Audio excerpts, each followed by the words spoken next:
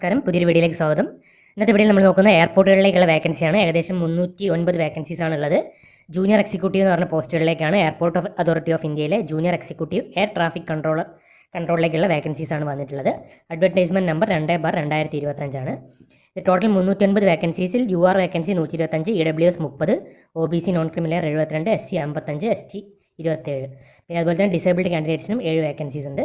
അങ്ങനെ total 309 vacancies ആണ്. ഇത് കൂടാനും കുറയാനൊക്കെ ചാൻസസ് ഉണ്ട് ഈ വേക്കൻസീസ്. പിന്നീട് ഇതിന് എഡ്യൂക്കേഷൻ ക്വാളിഫിക്കേഷൻ പറയുന്നത് bachelor degree of 3 years in science with physics and maths ആണ്. ഇപ്പോൾ BSc ഡിഗ്രി ഫിസിക്സും മാത്സും ഇൻക്ലൂഡ് ചെയ്ത് പഠിച്ചവർക്കാണ് ഇത് അപേക്ഷിക്കാൻ പറ്റുക.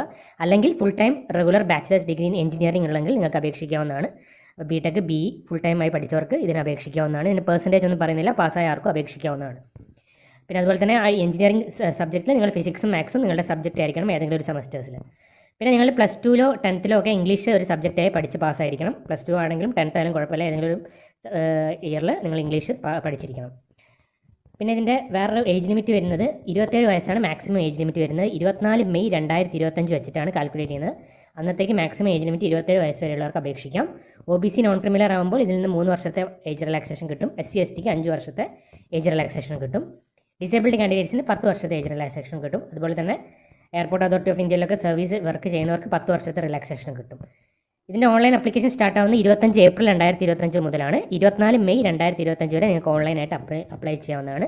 പേ സ്കെയിൽ വരുന്നത് junior executive group B E1 ലെവലാണ്. അതായത് ബേസിക് പേ 40,000 രൂപയാണ്. പിന്നെ അത് 3% ഇൻക്രിമെൻ്റ് ഉണ്ട്. ഇത് കൂടാതെ തന്നെ ബേസിക് പേ, ഡിയർനെസ് അലവൻസ്, പിന്നെ പെർക്കറ്റ് 35% ഓഫ് ബേസിക് പേ, പിന്നെ HRA, gratuity, social security schemes, medical benefit എല്ലാം ഇൻക്ലൂഡഡ് ആവും. അങ്ങനെ ടോട്ടൽ അവർ പറയുന്നത് ഒരു വർഷത്തിൽ 13 ലക്ഷത്തിനടുത്ത് സാലറി കിട്ടുന്നതാണ്. അപ്പോൾ ഒരു മാസം ഏകദേശം 1 ലക്ഷത്തിന് പുറമെ നിങ്ങൾക്ക് സാലറി കിട്ടുന്നതായിരിക്കും. പിന്നെ എഡ്യൂക്കേഷൻ്റെ സർട്ടിഫിക്കറ്റ്സും ഏജും എല്ലാം കാൽക്കുലേറ്റ് ചെയ്യുന്ന കട്ട് ഓഫ് ഡേറ്റ് വരുന്നത് 24 May 2025 ആണ്.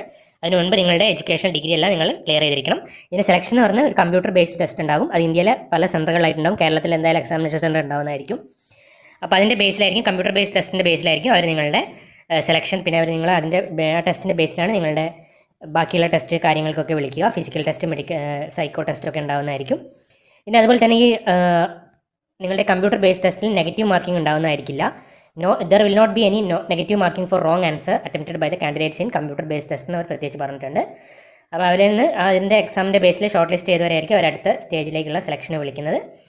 അപ്പോൾ ഇതിൻ്റെ ഒരു ഷോർട്ട് നോട്ടിഫിക്കേഷനാണ് ഇപ്പോൾ വന്നിട്ടുള്ളത്. എന്തൊക്കെയാണ് നിങ്ങൾ വേണ്ടതെന്ന് വെച്ചാൽ ഇമെയിൽ ID, ഫോട്ടോഗ്രാഫ്, സിഗ്നേച്ചറൊക്കെ ഇതിൽ അപ്ലോഡ് ചെയ്യേണ്ടി വരും. 1000 രൂപയാണ് അപ്ലിക്കേഷൻ ഫീസ് വരുന്നത്.